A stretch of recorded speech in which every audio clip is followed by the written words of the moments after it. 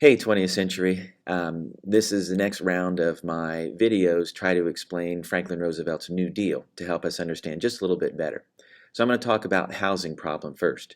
Well, we know the problem with housing was that people, because they lost their jobs and didn't have the money, couldn't make their house payments, and in many cases ended up being homeless. In the early part of the Great Depression, statistics show that nearly 1,000 families every day were losing their homes to the banks because they could not make their home payments. So the government created the Homeowners Loan Corporation to help these families stay in their current homes. And the way it worked was that the Homeowners Loan Corporation would find out from the banks which housing loans were the most near of being taken over from the bank, or which families were the most desperate and could not make their housing payments. Well, the HOLC then took over these housing payments from the banks.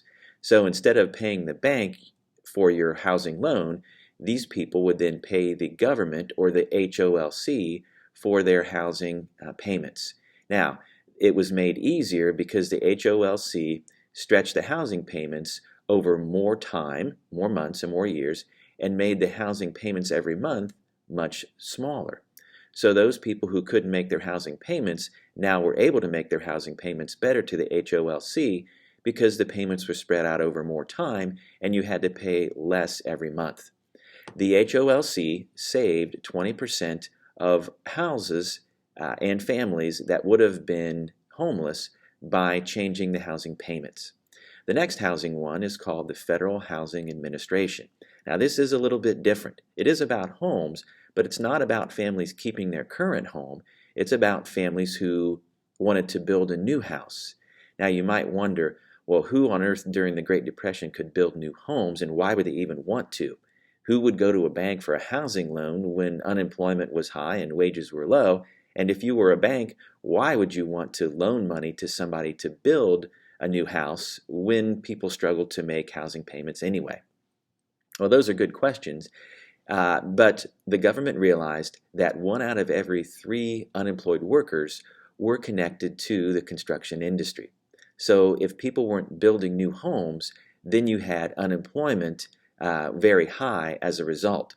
So people like roofers or people who lay bricks or people who deliver products to the job site, they were all unemployed because people just weren't building new homes. So the FHA created a system where people would build new homes, and it had 2 parts to it. Well, the first part goes with the banks. So if you are a banker, why would you loan money to somebody to build a new home during the Great Depression?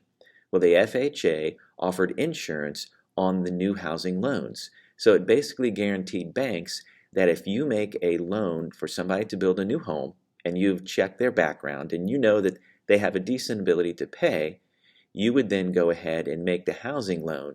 If for some reason the person could not pay off their housing loan for a new house, the government then would insure that loan, and the government would then pay the bank the part of the loan that could not be paid back. So if you were a bank, you were more likely to make a housing loan and get people back to work in the construction industry.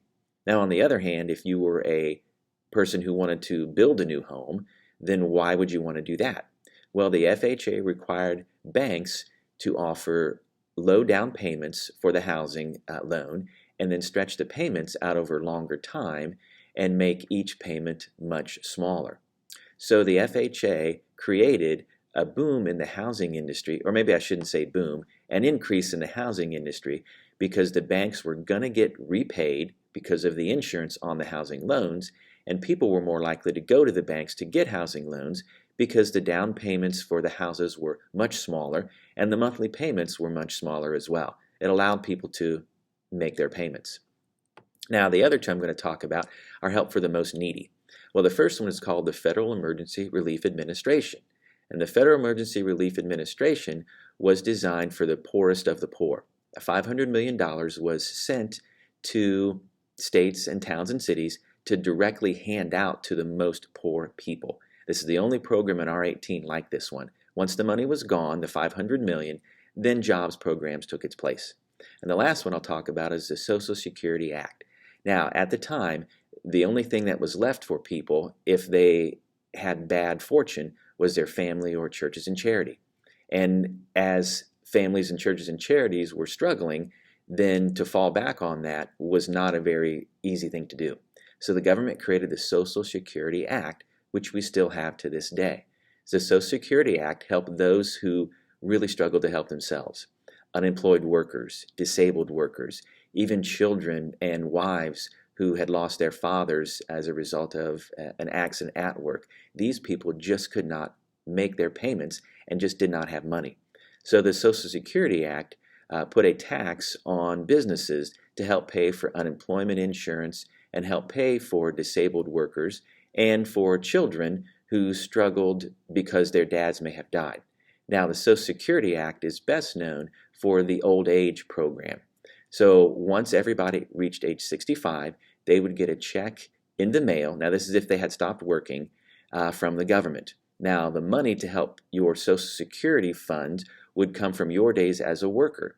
So when you were working, part of your paycheck would go to the Social Security fund, and your employer would match that payment as well. So when you had retired, you received this check, partly from your own contributions and partly from contributions of your boss. Now, it was not money to make you rich, but it was money to get you by, hopefully to combine with your savings. So that's the last of this video. Thanks.